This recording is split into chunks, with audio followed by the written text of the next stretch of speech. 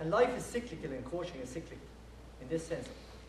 I remember about 2 weeks ago, we played in All-Ireland semi-final 1973 actually. We were playing after somebody at the same time.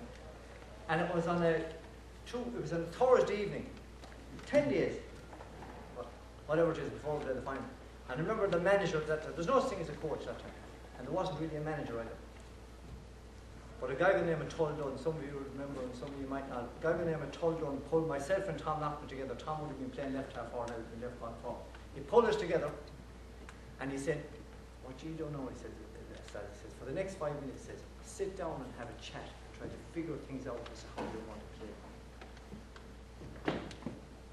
That was the coaching input. But in a way, it was kind of prophetic. Because what he was saying is this: I'm giving you the power to reappraise the thing that's at you, to reappraise the game as it goes. I'm not going to tell you how to play it. We actually got told very little. So subsequently, what we were trying to do is, we were put in an environment, I suppose, we were constantly trying to reappraise the situation ourselves. And that's really what we want to do in coaching. We want to create an environment where there's self-learning. Where in the course of the game, you have 15 leaders out there who are capable of making overall and strategic decisions. Now I want to give you a different scenario. About 6 years ago I was in Pierre Stadium, it was the kind of final. Mayo were playing Galway. And with 15 minutes into the game, Mayo got a penalty. And the coach of the Mayo team jumped up, ran down behind the goal. As the young fellow was putting down the ball for the penalty, this corner, this. Now what message was he saying out to that young fellow playing the senior top line? You ain't capable of making a decision, I'm going to make it. So we have to create situations in our coaching, in our games, where people are capable of self-appraising what's going on. And they're able to change it. When we look at the games, that's the easy part. We get what we did in a number of cases, trying to set up a policy and working with clubs. We get the coaches to sit in, all the coaches. They have an understanding. By the way, I found that there's great energy in these meetings because all of these coaches, they're passionately interested in coaching, they're passionately interested in the games, and they're passionately interested in getting more information all the time.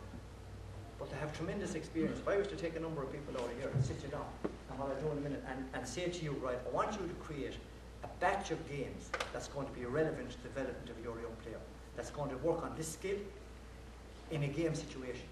It's going to work on that skill in a game situation. You'll come up with a whole battery of games that would be absolutely brilliant. I've seen it happen. And yet, I get more people all the time saying, can you give me a book of drills? Can you give me a book of drills? Can you give me a book of drills? Now, can I say, we would be gone away really from drills. We have moved, you see, drills, they're linear. All the time they're linear. They require very little decision making. They promote acceleration most of the time, but they don't promote deceleration.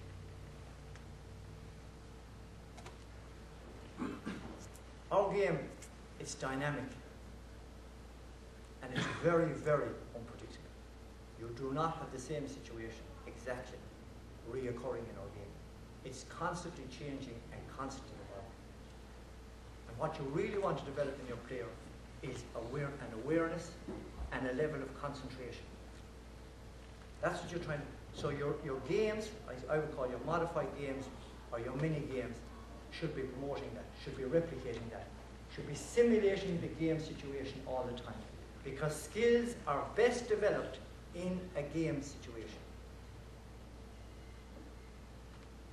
All our games should reinforce our skills. And to my mind, all our competitions should reinforce our development.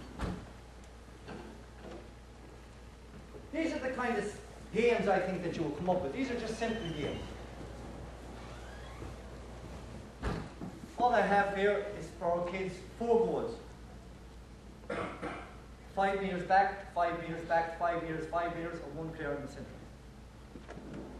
Now, what will that game, all they're doing is just pressure training. What will that game with this kid here? They're putting the ball into this kid here all the time, and he's got to turn and shoot and put it through the target. Because what I try to do, what keeps kids interesting all the time, is trying to reach a target, trying to beat something. They're competing against themselves. They're not competing against the opposition. They're competing against themselves, and they're trying to get better. They're trying to pull it through. What does that game develop? In this kid here, what's going to develop? Decision maker. Why?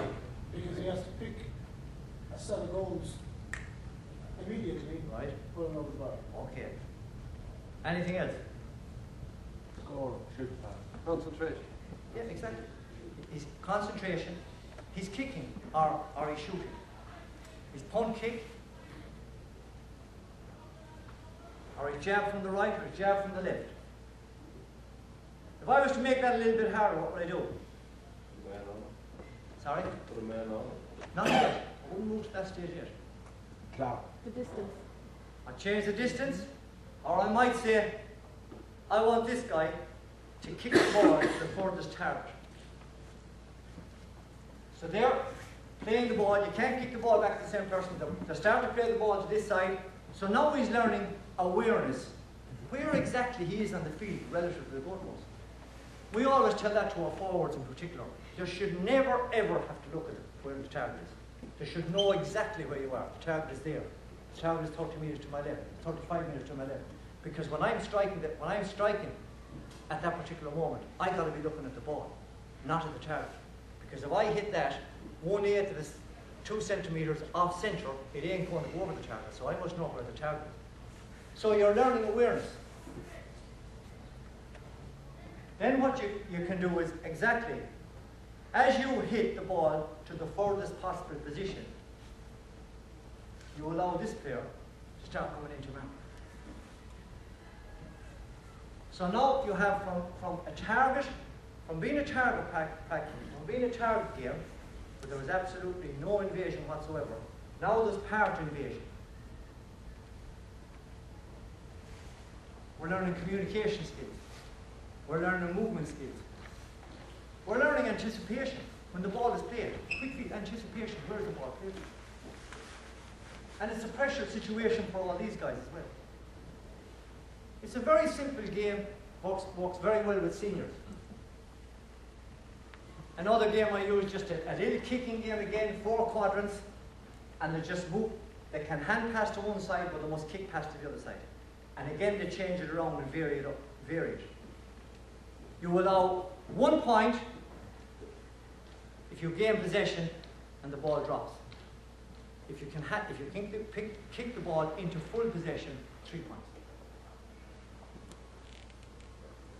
Constant movement. Again, there's more pressure in this. There's an awareness of where awareness of where your fellow player is and where the opposition is. And it's a fast, free-flowing game.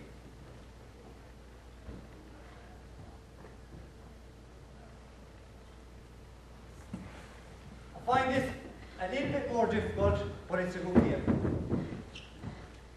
First of all, I only use the inside square.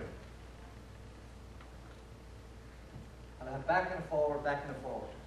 They can hand pass to one side, or they must kick pass to the other side. And you start to get these kids moving left and right, walking the line. They're walking the line all the time. Back and over, showing for the ball. And I did it with the kids last night. And like all games, it takes them some time to learn the game. But after, I'd say 6 or 7 minutes, they were tremendous after 6 or 7 minutes. It's a quick game, but again, it gets you looking up. Developing cooperation between these 4 players. Then I bring an extra line into it, makes it a little bit more complicated, so that when he gets the ball, he's got to pass it to his partner coming forward, and they switch positions.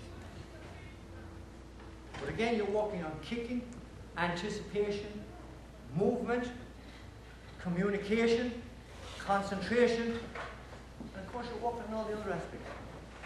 Speed, agility, endurance.